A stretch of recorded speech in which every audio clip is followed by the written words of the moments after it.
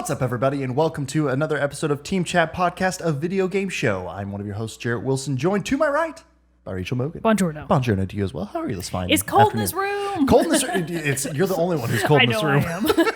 Today, Sam and I think about that because it's like 80-ish outside. It's starting to get toasty. It's hot. And it's kind of muggy Yeah, today for the first gross time. outside. And so, we've been in the throes of Painting. repainting and Ooh, reorganizing. look at all this stuff Look at all this on the stuff. Like there's walls. different This is stuff all back new. here. I know you probably really can't tell, but the walls are a different color. I have a new entertainment center. I got some shelving up here. It looks, and this is all this. My head blocks it, but the original intent was this was going to be like the gaming shelf stuff over here. So I got like God of War, Horizon, Cult of the Lamb, The Team Chat Extra Life sign. the Extra Life sign, Lego Donkey Kong, Last of Us stuff back here as well. So it's coming together. Well, I appreciate having this shelf right above me because now it's not me, my shortness, competing with just against the negative darkness space. of that. Yeah. So it gives me the illusion of not being as short, which I appreciate. Yeah. Well, there we go. Just trying to do the best that I can here. But notwithstanding room decor and all that. Where was that going? Oh yeah, that being, we're doing all this stuff. I just put like some new shades up in here too. It's fucking hot. We were both walking around going like, I turned down the AC and it said that the inside temp was 74, and we were both like sweating and stuff. And I was just like, bullshit, it's not 74 in this house. We both were like, why is it so hot already? Summer in Texas already, March 4th. Yeah, it do here. suck. It's here. Yep, it's here already. It is unfortunate. So we're going to be staying inside and staying away from the heat that is outside to play video games inside. Absolutely. So that we can talk to you about them here on Team Chat, where you can listen to us musings, reviews, whatnot on video games every Thursday when new episodes release. And you can listen to those on podcast services around the World Wide Web, as well as watch a video version of each episode over in our YouTube channel. Links for all that are in the description below. You can also find us on social media at Facebook, Threads, and Instagram, as well as join a Discord server where we have a lot of great conversation when we're not here recording the show. And finally, if you'd like to help make the show bigger and better, you can head over to patreon.com/teamchatpodcast, just like Ark, Super Saiyan Ace, Erica L, Elise F, Zach S, Susan M, James K, Michael B, Andrew M, Michael S, and Brandon W have done. And like I said, they've gone over to patreon.com/teamchatpodcast, given us $1 a month, whatever amount you're feeling up to. And in return, we get cool perks like getting the episodes early before their general Thursday release and access to a private channel on our Discord server, the Rogues Gallery, as well as extra goodies and tidbits along the way. You haven't said the word tidbits in a while. Yeah, just trying to work it back in. Notice that brought me out of my not paying attention See, reverie. I gotta just drop those words every time. That's what I like. Was hearing this thing. Quick aside, it was an interview with Laszlo on What We Do in the Shadows, whatever that guy's name is. Okay, gotcha. What's his name? Best character. Yeah, Yeah. but like, what's his? We need to be gay. That guy, right? Gay is in, gay is hot, gay is what I shall Yes, be. my personal icon. Completely forgetting now the actor's name, even though he's incredible. But Bronson something? do what? Bronson something? No, it's not Damn Bronson. it. Okay, never mind. I don't know. I'm gonna have to get Anyways, Google we that get it. one. We get what you're Anyway, talking about. talking to that guy and talking to him, because like that's one of the things of Laszlo and What We Do in the Shadows, is that he just always drops these like weird pronunciations of different words, and he says it's purely a thing. Sometimes he'll do that just to like snap everybody else back into the scene if he feels like they're kind of like nodding paying off. So I'm just attention. gonna start doing Laszloisms and everything Honestly, like that, it's a just great to pop you idea. out of your Pretty face. good idea. But anyway, join us over on Patreon. Get those cool perks. If you can't do that, that's totally fine. We completely understand. There are great ways to get the show, to support the show in free ways, such as telling your friends, writing us reviews, or just Hanging doing out. the things. Yeah. Hanging out. Come Sorry, join us in the lost Discord. My We little love it in train of there. thought there, talking about Laszlo as one. Now that you're does. thinking about but now him. that I'm thinking about it, just can't quit thinking about him. I mean, who could, really? But anyway, before we get into the main topic of the day, which it's going to be a little bit light. It's going to be a little bit lax over here at the TCP. We're in between. It's been a couple weeks of, we had to take a couple weeks off. Apologies for that. So we're back. So it's going to be one of our fun shoot the shit episodes where we just talk about what we've been playing lately and whatever fun stuff just comes along that we want to talk to you about. But before we get into that though, let's get a little bit of news and what's coming out soon in our moment with Mogan. Okay, let's do a tiny bit of backtracking into the end of February because a small handful of really cool things did come out. So a thing that I forgot they were doing, not gonna lie, Splatoon 3 The final expansion pass side order actually came out on February 22nd. Okay. I started seeing GIFs of it on the internet, and I was like, wait, what? Did something new come out for Splatoon? Play Splatoon 3? Yeah, absolutely. I couldn't played remember a if you ton of did. Splat 3. Okay. What? Well, because that came back out in like what, July? It came out, 2 years ago? No.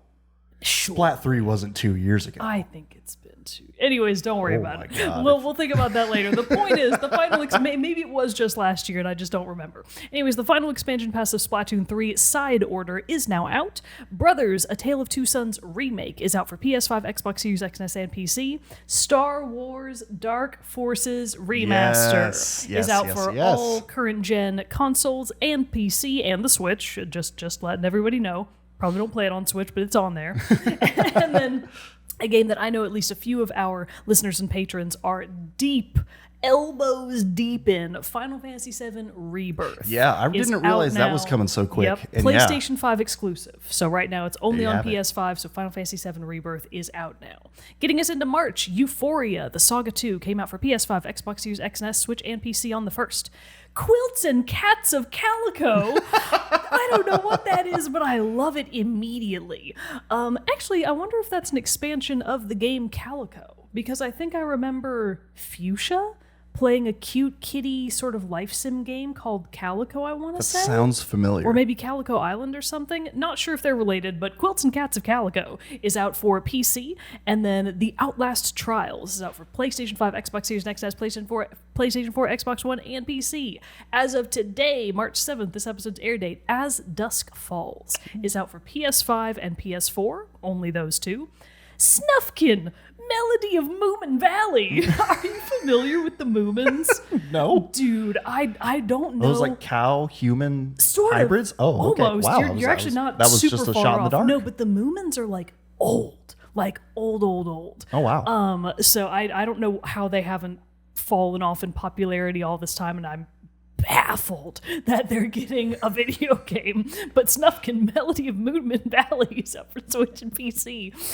The Pirate Queen, A Forgotten Legend is out for Quest 3, Quest 2, and PC. On March 8th, Aka R? It's AKKA space ARRH. It both feels like there are too many vowels and not enough vowels contained in Aka R. Aka R for PlayStation 5 and PlayStation VR 2. Unicorn Overload, much easier to say, is out for PS5, Xbox Series XS, PS4, and Switch on March 8th. A game absolutely neither of us cares about at all, but I'm sure somebody does. WWE 2K24. PS5, Xbox Series X and S, PlayStation 4, Xbox One, and PC on the 8th. Contra, Operation Galaga. Still making Contras? Yeah, they're still making Contras. I feel like I heard about this one, and it kind of seemed like maybe a big deal. Anyways, that's out for all current-gen consoles, including PlayStation 4, Xbox One, Switch, and PC. Melatonin, the game. Is that just going to sleep? God, I hope so. It seems restful. Lord knows enough people need it. Melatonin, the game, is out for only PlayStation 5 on the 12th. And then getting us a little bit further into the month is Passing By, A Tailwind Journey, Llamasoft, The Jeff Minter Story, and Cartel Tycoon, out for various platforms. Cartel Tycoon. None of these sound... Wouldn't have seen that one Gotta coming tell out. you, this sounds like a pretty non-eventful middle of March. Yeah. None of these games are really jumping out. Nah, at me. same Not for gonna me. lie. The Dark Forces remastered that came out last Wednesday by this time, so a little over a week ago by the time this episode's out. I did not have the time to play it because I had some travel and stuff like that. But I might have, not making promises, but maybe by the time this episode came out, I might have actually bought it and started it. But my plan is I haven't touched it yet because I want to stream it because I want to be able to like take it in its remastered glory on stream for everyone to get to enjoy with me. Because I don't think anybody else is busting down the doors to go play his Dark Forces remastered with me. I don't think so. And it's such a... it just makes me bemoan the time that you've wasted streaming Uncharted. Because it's like those are hours you could have saved for a game that matters. I just knew that one was still hanging out, and I need to finish that one too. Because I probably have like You don't need to finish that one. I think I have you to, can give up.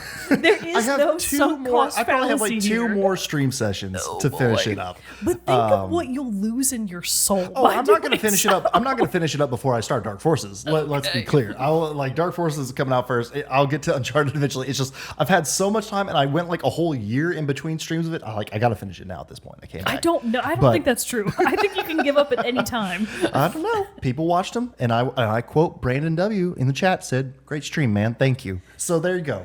He was just being polite. But anyway, so yes, I'm gonna DM him later and be like, Brandon, you gotta stop saying this stuff when he streams Uncharted. he gets him a big head. You're giving him the illusion that people enjoy the Uncharted games. But no, Dark Forces Remaster stream will be coming soon if it hasn't already began by the time this episode comes out, because Nice. I have been anxiously awaiting that game because, like I said, I spent countless hours in when I first started playing it and revisited a few times over the years, but I haven't touched it in a very, very long time. So getting to go back and redo it on modern controls and everything is going to be fantastic. So Slightly improved really looking forward to that. graphics. I mean, yeah, they gave it a nice little cleanup, but it's still Little like wash up. it still looks like an older game, which I appreciate. I'm glad that I do it too. kind of didn't get like the newer complete facelift and everything like that. So it's going to be a good time. So look out for that coming soon. I'm excited for you. Also, though, you guessed last time soundtrack spotlight because we were not able I to get a did. viewer pick But I pick on knew this it one. the second you started playing it So- because I've heard that song many a time. It's a good one. It's a good one. But the reminder was, or the hint was, a musical piece as twisted as its maker, or something like that. Yeah. It was Cohen's masterpiece From from BioShock. BioShock. So The thanks, first Kirok. one. The Yeah, first the very first one. BioShock. So thank you, Kirok, for submitting that hint and everything like that. But since Mogan was the correct guesser here, she will be giving us a new one. But it's time to get into our stuff. We didn't even really have to do a big transition because we're just talking about We're just whatever the shooting hell we shit want to today. talk about. So it's been a little bit since, I mean, we've hung out a couple times in between recording, or since we recorded last and everything. But what you been playing? well, I think let's skip. Skip- What have skip we been it? playing? Let's skip that. Let's talk about what we've been Let's watching. move into the thing that we both recently did that we definitely want to talk about because you just saw it today. Literally today. We have both now seen Dune 2, the Dunening. That's not what they officially called it, but they should Did have. somebody? I thought I saw somebody in the Discord say Dune 2 Electric Boogaloo, and that made me happy too. Electric Dunaloo? Anyways, whatever. The point is we have That's both better. now seen Dune 2. And remind me, you saw the first one. Yeah. Have you seen any of the older either TV or film I adaptations? saw the 1984 one a Awesome. long time ago. Great. Excellent. That's my favorite one personally. It was really. You like that one over these? No, I'm not sure I would say over these, but I do have a deep and everlasting appreciation for that movie. I think I watched that one, and I remember I kind of like started it. It was probably like Sam and I were in our house before this one, so like it's been a minute since I've seen it, but still I remember like I turned it on one night. And I was just like, it's on. I'm curious. Let's watch this and find out. It had me for a little bit. I was going with it. Then that scene where Gurney and Paul like do the training fight and they activate their shields. yeah. Oh my god. How that got to print Oh my god, it's incredible. is beyond me. It's the most incredible. I hesitate to even call them special effects. It was- But they're amazing. It's literally, they got these personal shields. Oh my And it God. literally, I know there's a video game character that I've looked, it's like a, that's like a, It oh, reminds me of the Minecraft man. the robot in Interstellar. I've never seen Interstellar. Oh my God. Okay. Sorry. let me got to do a quick little Google here. Also, I Googled it. Matt Berry is Laszlo. Oh, I had to okay. Google it because it was going to drive me Damn. nuts. But the robot in Interstellar is what this looks like, is what their shields look like once they turn them on. Oh my god, you're right. It's fun. I don't know if anybody's going to be able Just to see turns this. them into hilarious blocks. Yeah, they just look like blocks blocks. of people. Like this, with arms, with long rectangular arms, because like, I get it. The technology wasn't there to do what they were trying to do with it. But oh my God, could you have tried a little better? I mean, also, so was it, it's been a while since I watched the 1984 one, and by a while, I mean like 6 months. Yeah. I watched that movie on the regular. Really? But Patrick Stewart, does he play Gurney? Yeah, he's Gurney. Yeah, okay, he plays Gurney. And then who's the guy that plays, Duncan, Idaho. I don't remember who it is in that one, which still, that name, even in the current one, I just laugh at. But it does crack me up to look at Kyle MacLachlan. I hope I'm saying that last name right. That's one of those Irish ones that I always struggle with really, really hard. But I love seeing him play Paul Atreides, because Paul at the start of the series is supposed to be like, what, 16, maybe 17? Yeah. And Kyle MacLachlan is like clearly a man in his, at best, Mid-20s. late 20s. Yeah. More realistically, probably his 30s. And it's like, what? What are you doing? What is happening Yeah. here? No, and then it's funny. Patrick Stewart is just Sir Patrick Stewart, and you're like, okay, Yeah, sure, same as he whatever. always is. I love this. No, it was a good time, I remember, but I definitely remember, like, by the middle, I was like, I'm lost. I don't know what's happening. Well, so that's something that's what I was getting around to, is both the 1984 movie is really confusing if you don't know what's going on in Dune, and you have not read the books. No. If I'm okay, to be fair, I have only read most of the first book. Okay. I've never finished it, and honestly, I probably will never finish it, and I'm not sorry about that. But I know a little bit more about what's going on in Dune on the sidelines because of that. Sure. So I was really curious to know, having watched both the 1984 one and now both of the new Dunes, does it make more sense? Yeah, current Dune Okay, good. made like total sense. Okay, good. And That was my question. There was one thing that I don't want to bring up here because it's spoiler for part 2 that I did have a question about, so I will ask you about it later. So remind me about that. But that I think I just misheard the line or something like that. But no, this one I was able to keep track of what's happening. Good. It's still like, and that's what I think I liked about this. And like the Dune part 1 and part 2, they like, I'm trying to figure out how to say this right. They are like sci-fi that I can buy into, in that it's a believable world to me, like Star Wars is. Yes. And so I like agree with that like really sells it. Like Yeah, the yeah. world building of Dune, of the newer Dune 1 and 2, like the first 1984 Dune, I'm sorry. Like, yeah, I was like, what the fuck is happening? You're an uncultured swine. You clearly don't get it. At least I've seen the original. Yeah, to have like some kind of back and forth on. But no, the world building, visuals, music, score, like the complete package of Dune's part 1 and 2, the new ones, are just incredible. And I think that, are going to stand the test of time as just like fantastic films. Like Hans Zimmer's soundtrack, like I hadn't bought a movie soundtrack in a really long time, and I bought those because I was like, holy shit, this is such good music. Especially in part 1 when Gurney is leading like the charge against the Harkonnens. Yes. And it, like that bagpipe music comes on. Oh my God, it's so good. And I mean, Oscar Isaac and his goddamn beard, that should have won an Oscar in and of itself. God, yeah. That beard was a work of art. Honestly, he should have. This wasn't the right year for it, but he should have been number 1 DILF of the year. Whatever for sure. year the movie came out, We he should go have back and been do some number research, one. because I'm thinking he we might should be. figure out, was he number 1? Because he should have been. Yeah. But no, I thought it was fantastic. Again, just like a great follow up. I almost was like, should I have watched part 1 before I went to go see this again? No. But I was able. But again, like a good mark to, I cannot say his last, Denis Villeneuve's, his like directing chops, that like it just worked right in. I was like, I know what's going on. Everything's great. Don't need to worry about this, and it's good. I will be completely honest. I frankly do not give a flying heck about the actual story of Dune. Sure. Read most of the book, decided this is not for me. But you are so right about the quality of the world building. Yeah. That is the only thing that I care about when it comes to Dune. I think it is fascinating and such well done world building. And then from just a visual spectacle point, So good. oh my God. Dunes 1 and 2, there were so many times in both the first movie and now the second movie where I had the profound urge to pause the movie and try to like paint the scene that I was seeing, because it's just so beautifully shot. The things that they do with some of those scenes are just stunning. I can't get enough of it. If they ever release a like art book of Dune, Oh yeah, that I would want be that art book. so good. Yes. It's gonna have some good stuff in it. The costume design. Oh my God, that's the main thing that I Yeah. want to talk about, because the costume design in Dune is for not everybody, but for the people that are like fancier, Yeah. it is off the charts awesome. Basically every outfit that the Bene Gesserit wear, just across the board, their outfits are phenomenal. Yep. The outfits that that Princess Irulan, Florence Pugh's Mm-hmm, character, all of the outfits that she gets to wear, like that really intricate beaded Oh, sort of yeah. half head circlet.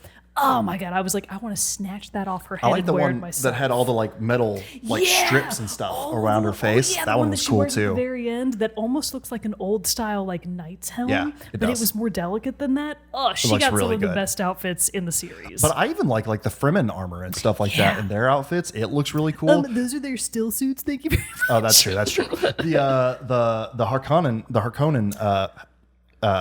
I always said it Harkonnen, but they were saying it like Harkonnen. They say Harkonnen. Harkonnen, yes. I've always I said like Harkonnen too. That sounds yeah, so much cooler. we can make our own decisions that's here. our- it is Frank decided. Herbert's dead. He can't prove us wrong.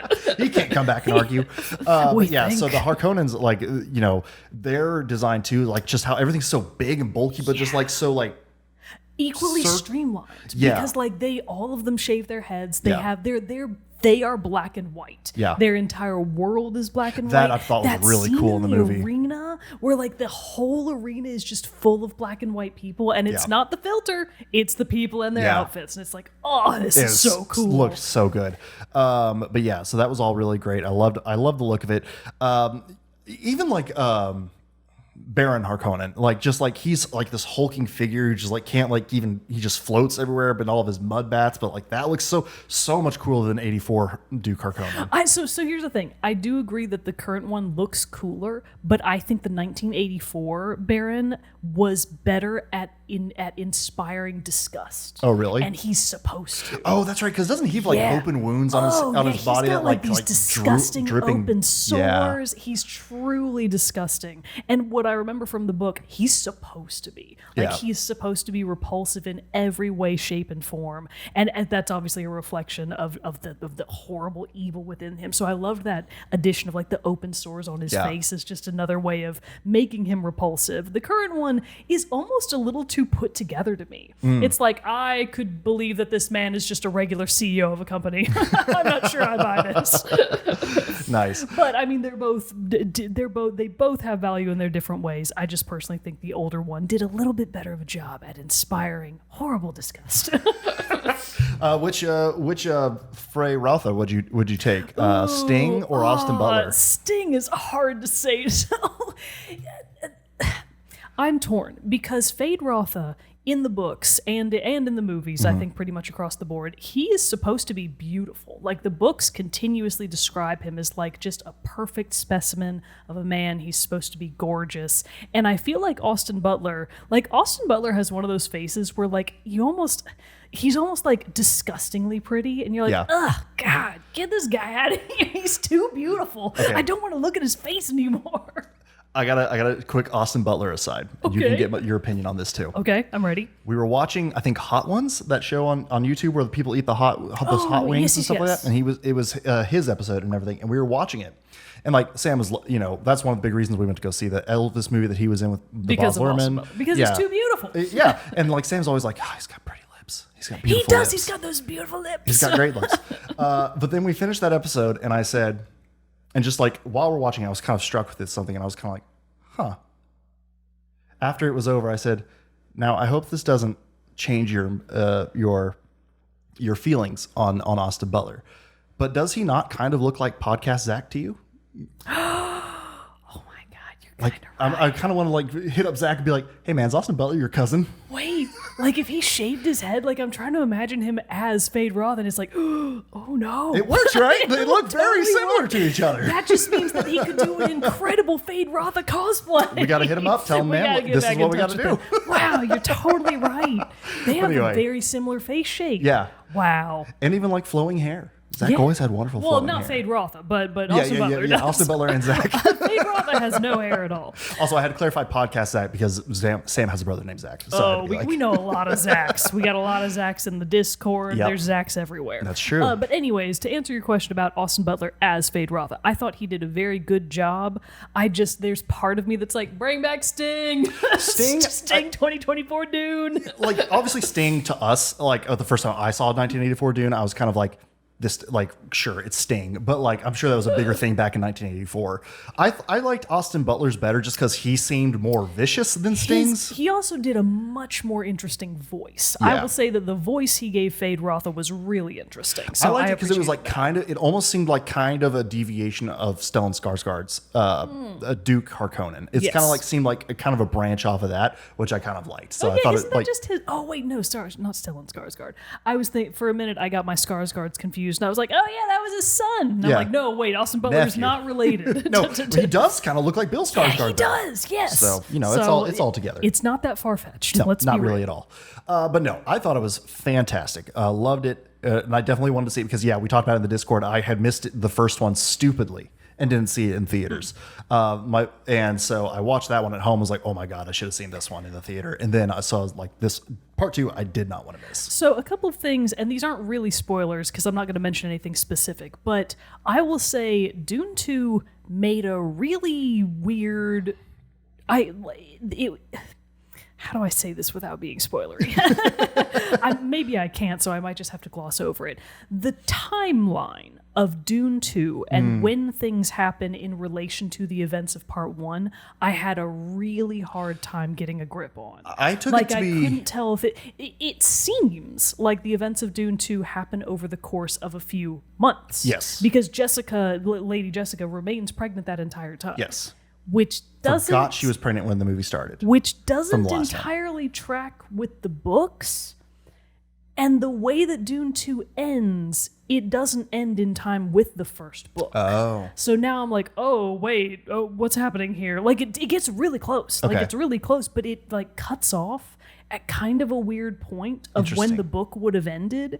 And now I'm like, now I feel very unmoored by the ending because I'm like, I don't understand. What's coming next What's or happening what? next. Interesting. Yeah. I took it to be that, yeah, from the opening scene, I kind of took that to be like very soon after the ending of Dune 1, which again, I haven't seen since that first time I saw it, so I don't totally remember what happened at the very end of it. But that seemed like that was just picking up right then. Yes. And then yeah, it I feel like it kind of uses Lady Jessica's pregnancy as like, because The timekeeper? as the timekeeper, Yeah. you kind of like get a sense of like how much time is progressing through this movie. So which I kind of thought was like cool of a not way of being like 3 months later, 2 months later, 1 month later. They should have done those plate cards, but have it been like first trimester, second trimester, and that would have been so funny. That would have been good. I also too I thought I forgot Christopher Walken was going to be the Emperor. I did too when he showed up. And I he was like, showed oh up. my I was god! like, "Oh shit, it's Christopher Walken!" And like, and now too, like Christopher Walken, fantastic actor, but Yes. to an extent, he has also been memeified. So like, it's one of those things like I was expecting a Christopher Walkenism to happen, and there was one line when it happened. He kind of goes, "Baron." And you're like, "Oh, there he is." There he is. There's our guy. So yeah, but no, I thought that was awesome. It had a really stacked cast. I mean, like it did. always does. The first one did too. But yeah, no, I thought it was a fantastic follow up to the. Ooh, One other thing that I just want to say, because I wasn't expecting it and it took me by delighted surprise. Maybe it was just the crowd that I saw Dune 2 with, but they made Stilgar fucking hilarious. Oh, yeah, he oh was my funny. god, he's so funny. He was funny. Like when he's telling Paul about like, okay, you're gonna go out into the desert at night, you're gonna want to watch out for the djinn, and he's like building it up as like sort of a nighttime bed, scary story, and then he's like, bah! And he's like genuinely scares him, and then there's a pause, and he's like, but no, really, they will kill you. I was just losing it. It was Stilgar was so hilarious funny. because I remembered him being way more serious in the first one. He is. He's super serious in the first one. He's dead serious in Yeah. the books. But I love the characterization of him like still being super serious and very committed to his faith and his people, but like also kind of being a bit of a merry prankster, Yeah. a bit of a jokester. He's like, we gotta live in this desert. I'm gonna have fun with it. Stilgar was like the highlight of the movie for me, and I didn't see that coming. Did they do the water removal thing in Oh, the first God. in the first movie? I didn't remember that, but like that scene, that opening scene where they're like taking the water out of dead bodies, I was like, oh my It was god, this pretty is some intense. good. That's Yeah. some good ingenuity, but also what? So in the first, how do they do this? I want to say there might be a scene in the first movie. I could also be getting it confused with the book. Oh, okay. There's a point in the first half of the book which tracks with the first movie 1-to-1. Like you get exactly halfway through the book, that's the first movie. Oh, nice. And there's a scene that happens in that time where I think maybe Paul is like just now getting in with the Fremen and they have like a downed comrade or something. Sure. No, one of the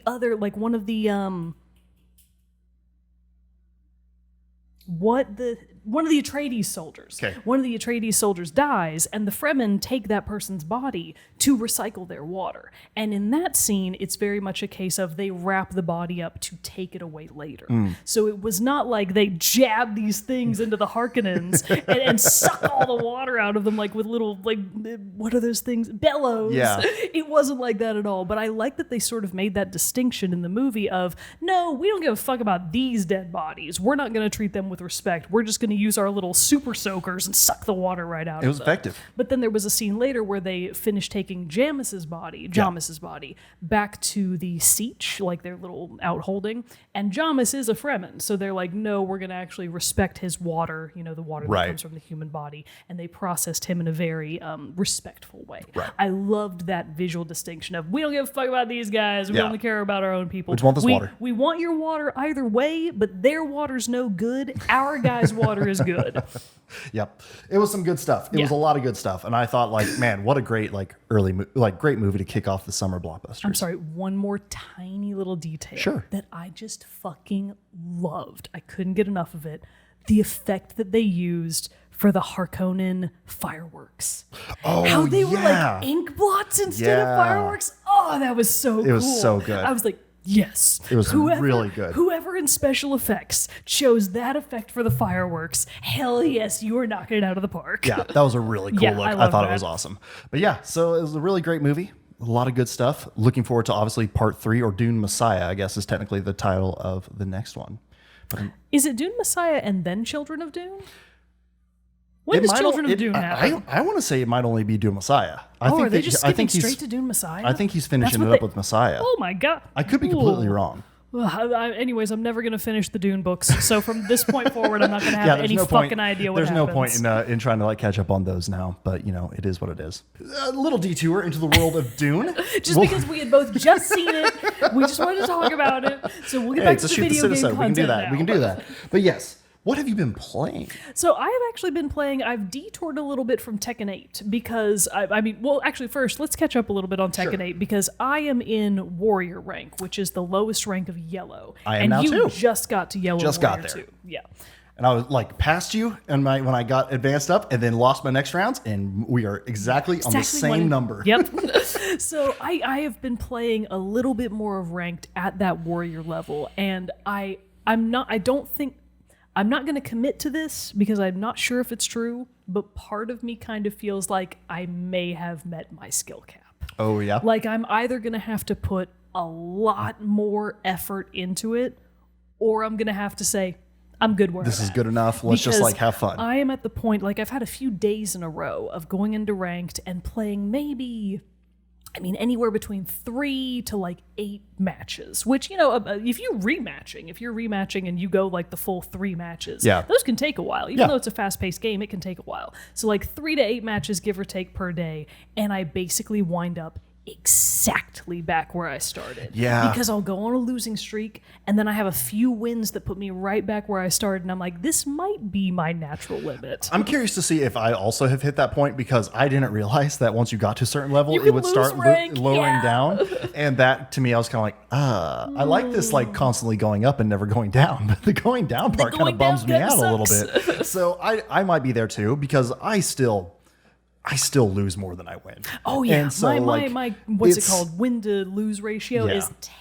And after like a few like days or a few hours and stuff in Tekken, I was kind of like, I cannot care about that, or I'll drive myself crazy. Yes. And so and I've tried to like bounce around in Tekken, and I've bounced back to Mortal Kombat to try out its ranked a little bit more. I keep seeing you on Mortal Kombat, and I'm like, coward. just keeping it fresh. Just keeping it fresh. Kidding. Also, I like it because Mortal Kombat's ranked gives you more customization items for your characters and stuff. That's nice. That are like seasonal. So it's like you play and you get those ones in that season, stuff like that. So yeah, it is pretty nice for that. But Tekken, I'm kind of like, I might be there. We need to have another We do. We fight need to have night another soon. real fight night. Set up real brackets and go at it like that, because I know everyone's kind of dropped off a little bit because of newer stuff. I also dropped off because Helldivers 2 came out Right. and I did get sucked into that one, and it's been a ton of fun. But yeah, Tekken, I kind of am with you. I might be nearing, because if I keep getting just like knockdown ranks, Just that's gonna be no fun. Yeah. So, but no, still having a ton of fun with it. Shaheen's still my boy.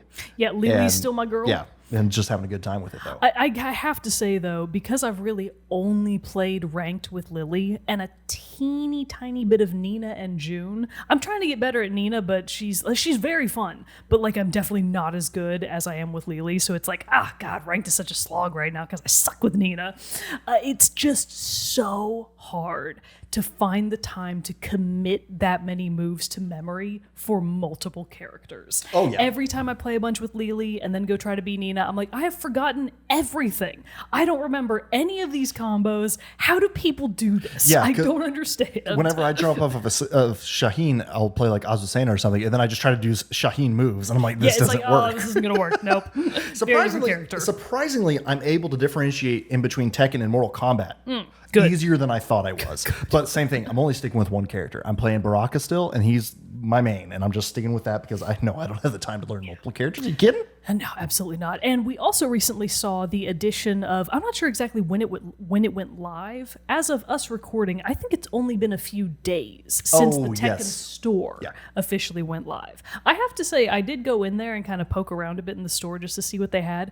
Nothing struck. Did not impress me. Yeah, I was so unimpressed. It's just like weird, like branded. It looked like like some kind of like branded. It was like a crossover with Uniqlo or whatever that brand is. And I was like, and it was like boring white t-shirts and shit. And I was like, boo. Not even for like every character, I feel like. No, it was so lame. That's what I kind of was like disappointed about that with me. Other than, yes, now there's microtransactions. You know, we've all had that discussion before.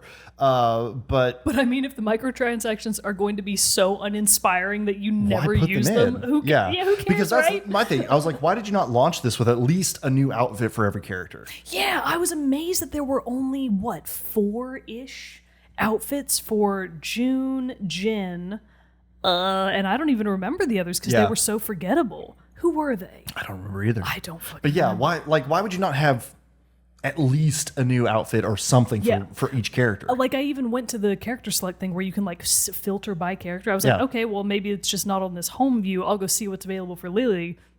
Nothing. And I was like, oh, there's okay. like a weird like Shaheen avatar, I think, for the game lounge. Oh, but like, who cares about the avatars, right? No, Nobody. not me. So I want actual like in-game stuff to like change up my Shaheen. Although I'm still pretty happy with my Shaheen customization God, right now. he's horrible. He looks so He's good. so awful. He just wants to fight. He's just a bro who wants to fight. Yeah, he's incredible. But yeah, what was I thinking about with Mortal Kombat? I did have a couple good runs of there too, but yeah, still all same thing, kind of get my ass beat. But I feel like I hold my ground maybe a smidge better in Mortal Kombat, but you know, it is what it is. Yeah. But so since you haven't been playing Tekken 8 as much, what's been keeping you from it? I finally got around to Sea of Stars. Oh. Yeah, it's been a lot. I've been talking about this game for months and months, I think, just like casually wanting to play it at some point. And I didn't realize that Sea of Stars is one of the included free games with PS Plus Extra. Oh, nice. So I was sorting through the games of what was available for PS Plus Extra because obviously after buying a PlayStation 5, I have no fucking money left. So I was like, I need free games. And there was Sea of Stars. And I was like, oh, that's perfect.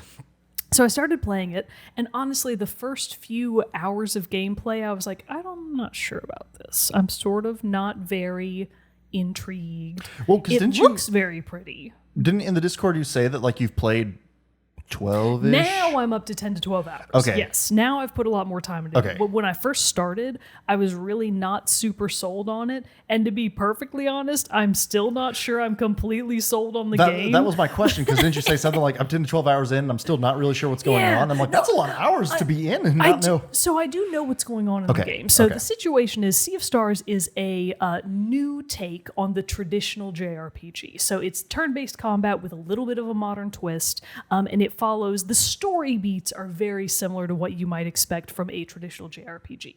So you are following two main characters, Zale and Valere, and they're children of the solstice. So Zale, he's got blonde hair, really tan skin. He was born on the summer solstice. He's a blade dancer. He uses these cool little knives as his weapons. He's very cool looking. Valere was born on the winter solstice, my birthday. So obviously I had to choose Valere as my starting character. Duh. And she has beautiful blue hair because, she's a child of the night, the moon, that kind of stuff. So they are children of the solstice. As such, in the world that they live in, they get sort of involuntarily drafted into the Solstice Warriors, Solstice Warriors, into being Solstice Warriors, because the world that they live in, and if they have a word for it, I honestly don't remember what it is, but the world that they live in apparently just recently sort of got out of a period of absolute terror and destruction from a figure known as the Fleshmancer. Oh my. Which, if I were ever going to star in a dark fantasy porno, I would want to be known as the Fleshmancer.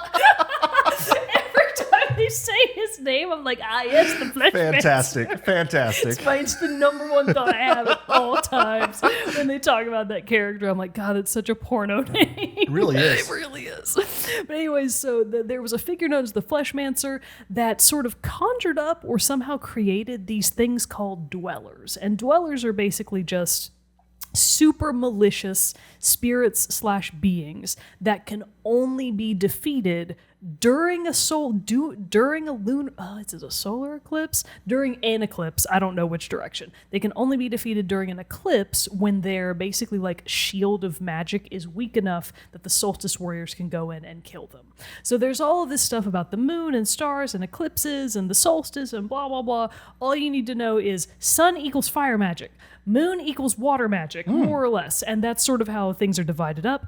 And you are two fledgling solstice warriors. You have a couple of mentors, Erlina and Brugaves. And they're the people before you. They are similarly color-coded red and blue, respectively. And then you have a headmaster of I don't know what you would call academy. Sure. Of the Academy of Solstice Warrioring. Moiraine? Something like that. And he's an old man, and he basically just forces you to trade every day for your entire life, and then you get sent out into the world, not exactly to die, but there's a very high chance that you will die trying to defeat the dwellers out there. But everybody's sort of drank the Kool-Aid, right? So Zale and Valere, they're like, well, it's our responsibility. We are children of the solstice. This is what we were born and raised to do, so we're going to go do that. And I kind of just got to the point in the story, again, about 10 to 12 hours in, where the first sort of oh shit twist happens. Yeah. So things are starting to pick up pace. So I feel like from this point forward, the story is going to be a little bit more engaging, but I also have no idea how long the game is. I'm very much going into it blind. So for all I know, I'm halfway done. Yeah. And I don't think so. It really doesn't feel like it, but there's always a chance, right? But anyways, the combat is what actually makes Sea of Stars much more interesting. Beyond the aesthetics that make it really, really nice to look at. It's got those really nice, new pixel graphics. Yeah. So it looks like an old Game Boy game, but not really because it's too fancy. Is it more closer to the Octopath Travelers? Yeah, no, because Octopath Traveler has that 2D, 3D thing going on. This is pure top-down 2D. Oh, okay. So it's a very traditional take on the setup. I would liken it more to an upgraded Golden Sun. If you've played the Golden Sun games or you've seen what they look like, imagine that and you are right on target with what Sea of Stars is all about. I'm not sure if Golden Sun was listed as a direct influence, but its ilk are absolutely what has influenced the development of Sea of Stars. The soundtrack, though, is delightful. Good. It's a lot of those very, sort of GBA-inspired chiptune tracks. So all those old school sound effects that we know and love, redone into some of the catchiest tunes I've heard in a while. Like the little... the track that plays when you're just in regular combat, like default, normal, non-boss combat. Oh, it's so catchy. Every time it starts, I'm like, dun, dun, dun. It's super catchy. Love all of the songs. The graphics are beautiful. The characters are really fun, but right now they also feel very surface level. So that's the piece that I'm waiting to see. Is that going to go anywhere? Like, are things going to change? Are these characters going to grow in meaningful ways? I'm not sure yet. But in the meantime, the combat is what's really shining for me. So it's basically like, how to describe it? So you know how in Octopath Traveler you can defend? Yeah. There is no defending in Sea of Stars. Oh. Sea of Stars said absolutely not. There is no defend. There is no block. There is no skip your turn to gain defense. It is all attack all the time, but in a really interesting way, because your characters can do like basic attacks, and if you time the hit right, like when your character moves forward to bash an enemy character, as that hit is landing, if you hit the X button, you get like a super good hit, like a critical hit, basically. Okay. And you get to hit twice. So for Valere, her hits do like hammer damage, basically bludgeoning damage. But Zale, his blades do slashing damage. And different enemies that you fight have different guards that you need to break. So being able to break them, kind of similar to Octopath Traveler, is what stops them from casting their more powerful spells. So every enemy has basic attacks, but they also have spells that they can cast on you that usually do a lot more damage. So using your weapons and your magic, which usually have elemental symbols attached to them, lunar magic or solar magic, poison magic later for some characters, those are the things that you really have to be super strategic about. When are you going to waste your mana? When are you going to use a combo attack between different characters? And making sure that you actually hit those timed attacks to get the full 2 sword strikes. Because I have fucked it up before, and you only get one, and you needed the other one before the character cast their big spell, and you're like, never mind, I'm fucked. So is this one a turn-based like Octopath? Yes, or, it is turn-based. It's not exactly the same, but it's more. All you need to know is that it feels it feels a little bit more fluid than like not as like stop and go as a turn-based. Absolutely. And I would even say that if you're in combat and you've used up all of your character's turns and now it's the enemy's turn to go, sometimes that doesn't necessarily happen in the order that you think it will. But in Sea of Stars, every enemy character has a timer, so you know exactly when they're going to go. Oh, okay. It's like, okay, this guy's got 2 moves before they use their spell. This guy's got 4 moves before they use their spell. So that's how you're sort of able to puzzle out who to hit and when to get the most return on your combat investment. Awesome. So it's really interesting. I'm at least enjoying it. The soundtrack alone and the visuals are really drawing me in, but I'm honestly at this point not... I will put it this way. When I'm playing it, I want to keep playing it. As soon as I'm not playing it, I kind of lose the drive to go back and play it again. Oh, interesting. So it's sort of that case. It's almost like a Tears of the Kingdom, where like I just have to hit start and play the game, and then I'll play it for hours. But until I hit start, I'm like, I don't think I really want to play this today. Yeah, I'm not sure about that. So like I'll go days at a time without even thinking about it, and then it'll be Sunday morning, and I'm like, I've been playing Sea of Stars for 5 hours. So it's one of those games. It's a real feast or famine situation. I should probably look up how long the story is, because at this point I have no idea. If this is going to be a 50-hour game, I'm probably not going to furnish it. But if it's like a 25-hour game, you're close. Okay. I think I can do that. So I don't know. I like it. More to come when I eventually do an official review. For now, those are just my very off-the-cuff, very brief first impressions. Very cool. Very cool. The couple things, I've been, like we said, bouncing things off of Tekken. And now, like I said, I'm playing Helldivers 2.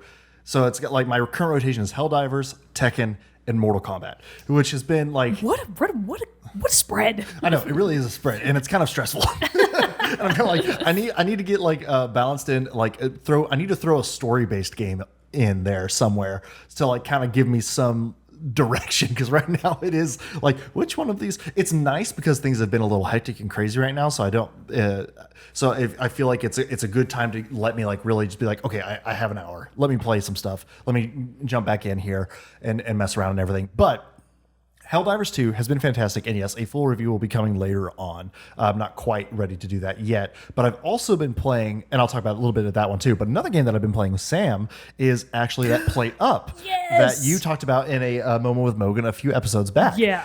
You said it was Overcooked adjacent. That's all Sam and I needed to hear, and we have been in on it completely. I am so glad I sold you on it so easily. You just got to say it's like Overcooked. It also wasn't expensive, right? Like, it's a pretty cheap game. It was $15. Yeah, there you go. Beautiful, inexpensive indie game. It's It's fun. It lacks a little bit of the polish of like Overcooked and stuff like that, but it's also way different than Overcooked. It's like the same but different in that, Overcooked is very high stress. Lots of things happening all at once. You're cooking this, you're chopping that, You're throwing, you're plating, you're slapping, you're cursing your fellow teammates out all on the way. You're burning, you're trashing. All that stuff is happening and it gets crazy. Plate Up is a little slower. It does still have its hectic moments. For sure, especially when your restaurant starts getting full. Yeah, you got to line out the door, and all three of your tables are full, and you haven't even taken their order yet, and you're like, "Oh shit, I'm done." And then that table's actually having the audacity to order dessert, and you're like, "Ma'am," which makes it difficult. But this one is fun though because I like that it's not just the cooking and the delivering; it's like straight up restaurant management. Yes, you like have a floor plan, and then you'll have certain recipes that you can make, and then you'll like pick which floor plan and recipe you want to make before you start your restaurant. Then you get to choose where do you want your tables to go, how many chairs at each table, what kitchen equipment do you want. In each round, after you complete each round or each day, you get new things you can add to the restaurant, either like new appliances, tables, plates, counters, or even like a thing called research desk, which can upgrade your blueprint plans for later editions. So it's a lot of different stuff like that. But it's just nice. So you kind of get like, okay, this one thing didn't work really well this day. Let's change it. Let's rearrange this. But you do still have the things of you got to prepare the food. You got to wash your dirty dishes. You got to clean plates off of the tables. You have to take orders. You have to go to tables and take orders. Yeah, go to the tables and take orders. And then go to the orders and take tables. Yeah, just mixing it up. And then what was the other thing that you also have to do? There could be a line of people outside the door waiting to get in if you don't have enough tables. And they all have little timers over them. Everything so like has as a soon timer. as somebody sits down and orders, they have a little timer over them indicating how much longer you have before they get mad and leave, which is like an instant game over. As soon as any of your customers lose patience, which is what they call that timer, the restaurant closes and you're done and you have to restart. So it's kind of fun because it's also, in a way, it's restaurant management mixed with Overcooked, mixed with a roguelite. Yes. Because because each run is different. You'll get different modifiers each run because it's random what kind of upgrades you'll get for your kitchen. Also, once you hit I think 3 days, you'll get a 1-star rating, and then that will give you like a new they call it a card, it's just a card, like ability card that doesn't. It's usually something that's extra to the restaurant, like one of them is something like there'll be something like you can designate your restaurant as either charming, expensive or whatever, and that will give various benefits to you. But you can also sometimes choose like a new menu item, like dessert, coffee, or even like we've been doing steak. We got the upgrade to have like a steak sauce that you have to also make, and so then that will. I know, right? It'd be so much easier if it could be A1. That you have to then like prepare all of this stuff, and it adds these modifiers and makes it more difficult or not. We did one of those that was like picky eater, where people's plates would be dirtier than normal, and you have to take the plate to the trash, dump the leftover food off, then wash the plate. Oh God! But it's random who's going to be a picky eater. It's not every eater. Oh, okay. Wow. So it's kind of like, you got to like account for all of this stuff. Damn. So it's been a lot of fun. We've been having a blast with it, and we've been played it quite a few nights over the last couple of weeks. So it's been a lot of fun. I like, as much as I've enjoyed Overcooked in short bursts, Plate Up looks so much more sustainable to me. It looks more welcoming to like a new player. Like Sam and I in Overcooked, we have our systems down. You guys so like are throwing in a third or fourth player to play with. But this one can pretty easily, you could like work somebody in. We have finished a restaurant all the way and like finished it, which then gives you the option to franchise it, which means you can like, I think we haven't totally explored that yet, but it's something like you can use then the old food recipes and maybe so like your you own. Get me to buy the game, and then I get to franchise under Exactly. you. Oh God, if that's how it works, that would be incredible. It's something like you have to like activate the franchise, but you have a different floor. Excuse me, you have a different floor plan, and then but I don't know. I'm not sure of like what all modifiers that you accrued in the initial run of that restaurant still carry over to the franchise. We just haven't played as much in that. So, full review of that coming too. Question: is Plate Up exclusively a 2-player game, or can you have more? I believe 3. Oh, okay, up to 3 people. Yeah, maybe 4, but I know for sure 3. All right. So yeah, it's a good time. Well, if there's maybe a third, yeah, I can on. wash dishes. You can. It's like we somewhat. I think we need that intermediary because sometimes, like I've been wait staff Sam has been the chef, and so sometimes our paths have to cross over, like when we like plate washing duties. So yeah, we could use that. Yeah, I'll do the dishes, which is ironic because that is my number one least favorite chore in real life. Well, yeah, bring your controller. Put it in a video game, and I'm like, yeah, I'll wash those dishes, easy. But yeah, so that's been a whole lot of fun. Play-Doh looks very charming. Yeah, it looks really fun. It's a very good time. I do want to talk. How much we got here? Going. I'll talk about Helldivers for a little bit because yeah, a full review of that one will be coming soon. I've probably played less than 10 hours of it.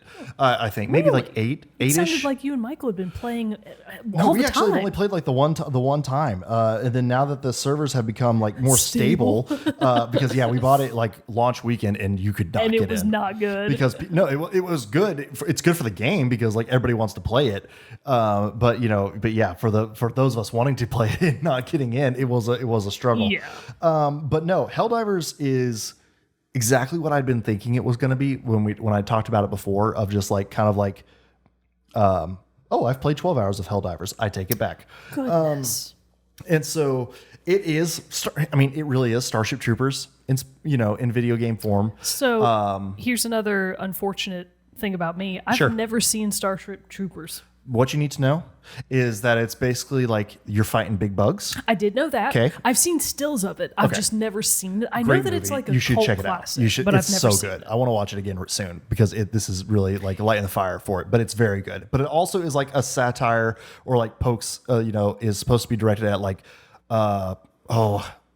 I'm gonna mess it up, but it's basically like and even in the marketing for Helldivers and in Starship Troopers too, they're like democracy, freedom, but it's really not that way. Like it's very controlled. It's like a satire of propaganda, like military propaganda. Yes. And so, thank you. That's what I was looking for. And so that very well carries over into here. Like you have a democracy officer on board your ship.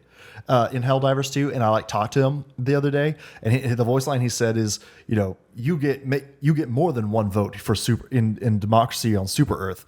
On Super Earth, that's what it's called. Yeah, you get your vote that you can cast in person, and then you vote with every bullet you pour into the enemy. Incredible. To be fair, that's amazing. So it's little stuff like that. When you're doing these missions on these planets, you can there's like a side mission sometime that's like shut down illegal broadcast. That's like the colonists on these planets being like, Super Earth is bad. And you're like, no, fuck you, democracy. Oh, no. So it's a lot of that over the top. But it really is, I like it because it is more of like a online only multiplayer game. You can play missions solo and stuff like that too, but you can also just join up with randos. But there's not a story per se, other than the fact that like there are these two factions, the Terminids, which are bugs, and the Automatons, which are robots.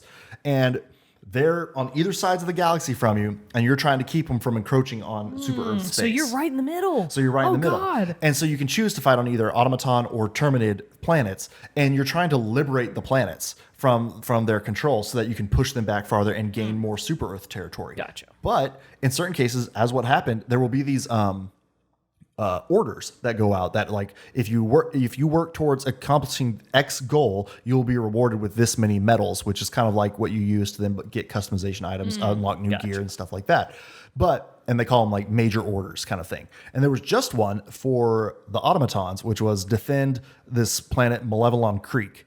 And because like they're pressing up, well, Helldivers lost. The Automatons like took it over.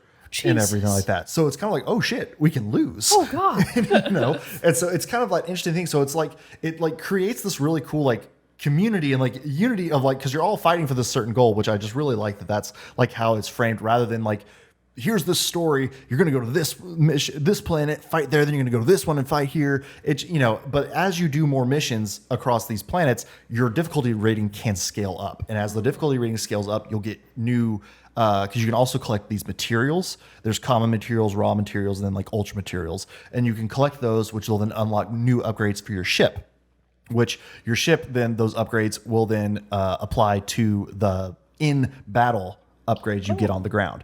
Because one of the other really fun things about this, like you go down, you land, you drop from your ship onto the Earth, onto the planets, and you have like your standard main weapon, sidearm, grenades. But You then know, you can use standard these things. stuff. Standard Everybody stuff. knows Everybody about knows these. this. It comes equipped in your backpack every day. But you can then use these things called stratagems, which is where your ship comes into play because it will drop things, either supplies like new heavy weapons, like a machine gun, like bazooka, basically, sniper rifle, different stuff like that. The Or railgun from Unreal Tournament. Railgun is coming in. It is one. I haven't unlocked it yet, but it is one in there. Yeah. So you can have like those drop from orbit, and they like have a cooldown, and then you can call them down again. Because every time you die, you can go find where you died and like pick them up again. But Can if you, other people pick up your stuff? yeah. Oh, okay. Gotcha. So you can kind of like use it as like if you ever call down a resupply one, everybody can get resupply from that Gotcha. one. And then everybody can call down a reinforcement. Like once you die, your teammates have to then call in a reinforcement stratagem, what it's called. But the stratagems can also call down like airstrikes, bombing runs, and different stuff like this. And as you go and progress and get more money, metals, materials, you can upgrade those, get new ones, and get some like ridiculously crazy stuff. Nice. So, but the fun fact of all this stuff, friendly fire is a thing. Oh, I love that. I love it when games put friendly fire in. It is so ridiculous Oh, how that's often awesome. you just like see whole teams get wiped out because somebody threw an errant like bombing run. Jared, and it takes out everybody. You have just sold me on Helldivers 2. Honestly, that was all I needed to hear. That honestly, friendly I think- fire is a thing. I think you would like it I think I probably would. because it is just what makes it so it sounds fun. like low stakes chaos. It is. Yeah. It's low stakes video game chaos. You're just dropping in, laying down, like just holding down the fire button, just hosing stuff. And there are like huge different Spray and varieties. pray. That's what It I like really to do. is that. And it's just like total chaos. It's so much fun. That sounds actually and, pretty fun. yeah.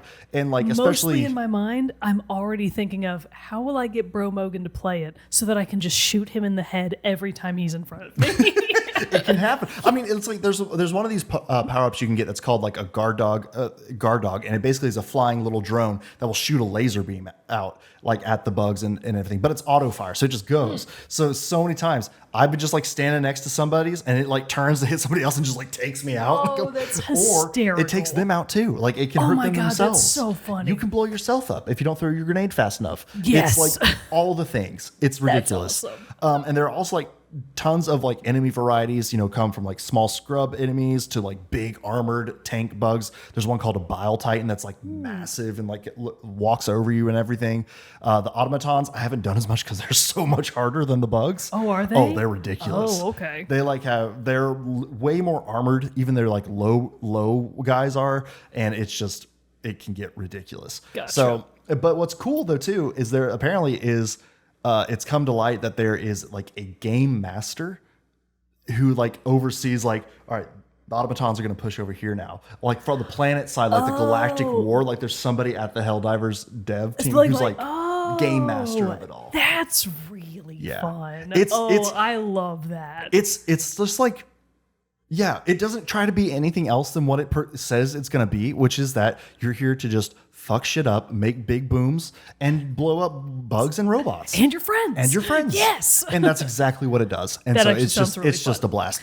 As I get more time into it, like I'll do like a full, like more in-depth breakdown and everything of it and just all of its stuff and full review. Well, maybe but by that time it'll be a joint full review. I think it should be. Something you to can think do about. 4-person squads. Ooh, okay. And it's already me and Michael. You, me, Michael, and Sam. Yes. Oh, perfect. Yeah, I don't know Sam if Sam's hates gonna play it. dialogue. There She'll is no love it. dialogue. It's true. Yeah, there's it's no literally dialogue. right straight into the action. But no, it's just it's so much fun. Even playing by yourself. But then as you get into the higher difficulties of like it gets pretty hectic. I'm on level 4, I think, of difficulty.